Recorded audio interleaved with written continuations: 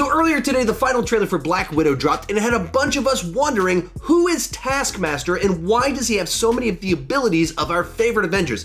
I don't have answers to those questions, so I invited my buddy Andy to help me out. So let's talk about it.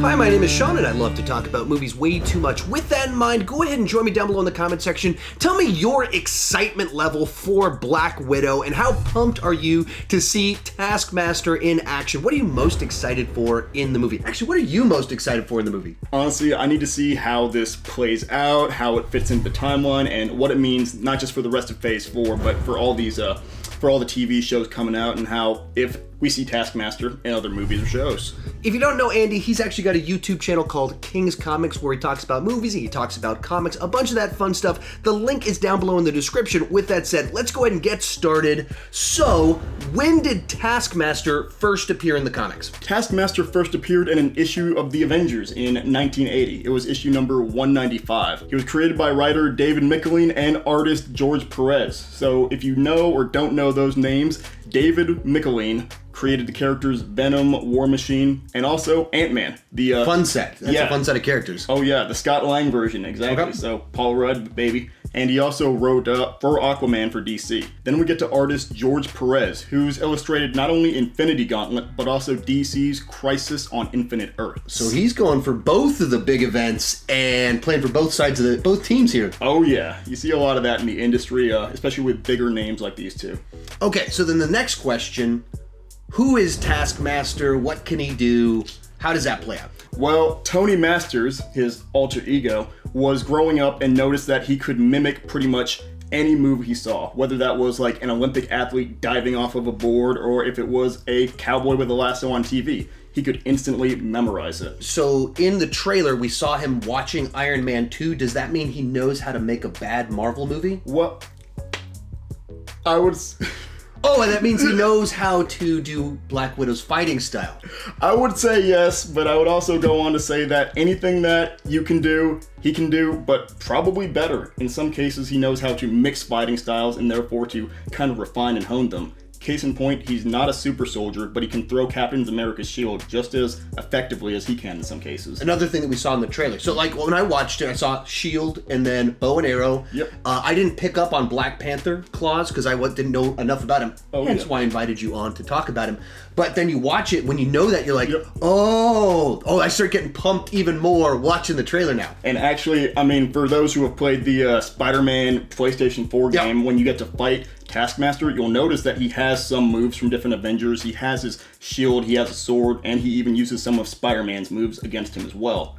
So anyone that he goes up against, if he has a fighting style that he likes, he will adopt it. This is called photographic reflexes in the comics. So next question, who is he associated with? So this is where it gets a little weird. Because he's a mercenary, he's kind of batted for all teams, right? I mean, he's the guy who, when he was introduced in Avengers issue number 195, he was introduced as the guy who trains all these henchmen that other teams have. If it's AIM or Hydra, he's worked for most of them. And then, of course, he takes high-level hits as well, going after Avengers and the like. In fact, he's even got a weird relationship with Deadpool as kind of his frenemy. He's even gone to Deadpool's bachelor party in the comics, so that lets you know. But he's got a whole other variety of these weird little relationships as well. So with that said, what's some of the speculation as to how people are thinking they might use Taskmaster moving forward, how he might associate with some of the upcoming projects? Well, he actually trained John F. Walker, who is the U.S. agent, and that's who we see in the Captain America and the Winter Soldier trailer, right? This is the guy who looks like Captain America, is dressed like him.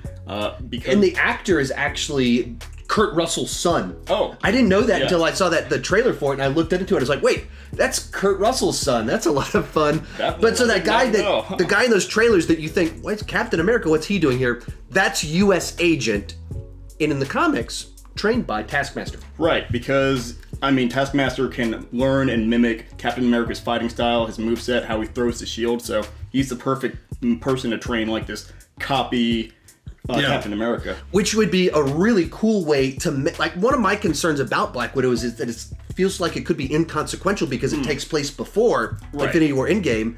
And suddenly, if it's laying all this groundwork, because you saw in the trailer, Thunderbolt Ross is there. And so, like, does that mean we're going to have a bunch of ties that has all this big payoff in Falcon and Winter Soldier? That could be really cool. Who else? Well, that's the thing, right? You bring up Thunderbolt Ross, and there is a group called the Thunderbolts in the Marvel Universe, and they're pretty much Marvel's version of the Suicide Squad.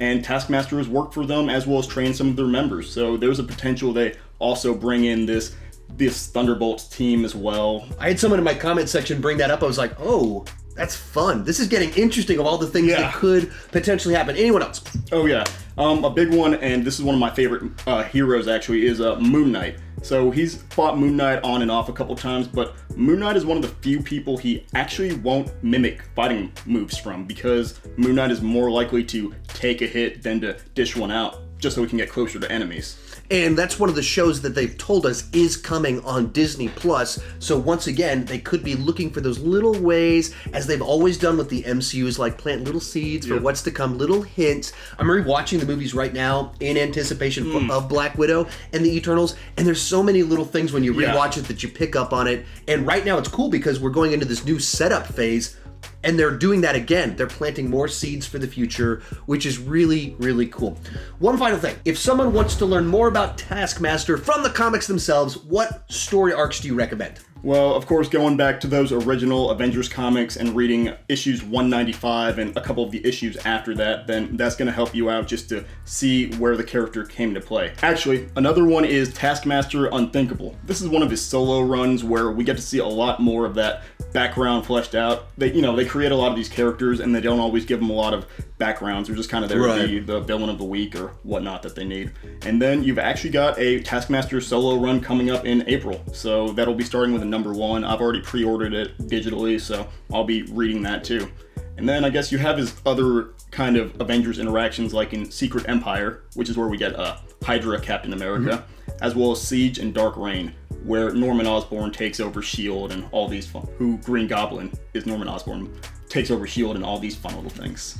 So, where can we find you on the internet? Well, you can find me here on YouTube at King's Comics, and I've got a social tag as well, Andrew King 3RD on Twitter, Instagram, the Facebook. So, find me at King's Comics on YouTube. Remember to tell me what you think about Black Widow thus far. Are you excited for it? What are you most excited for in the film? Tell me down below in the comments section. Thank you so much for watching, and keep talking movies too much.